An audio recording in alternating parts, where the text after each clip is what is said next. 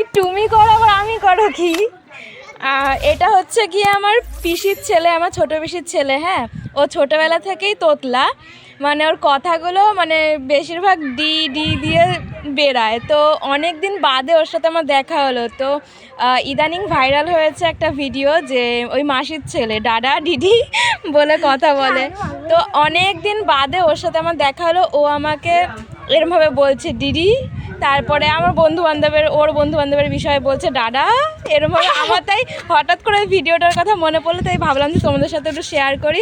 ভাই একটুখানি বল, একটু দাদা বল।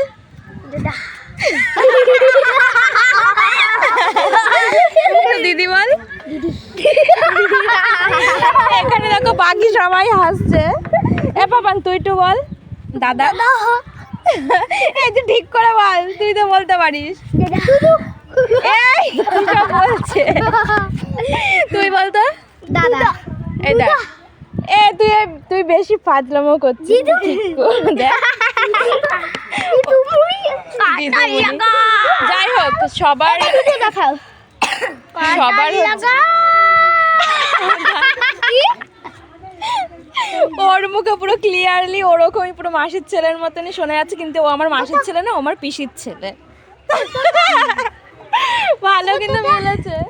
দেখ ওর এই যে এরা দুজন, এ হচ্ছে গিয়ে ঠিক করে বলেছে, আর ও হচ্ছে গিয়ে নাটক করছে। ও হচ্ছে আমার বড়দাদার ছেলে, আর ও হচ্ছে আমার পিসির ছেলে। ও ঠিকঠাকই বলছে, আর ও এরমই বলে কথা।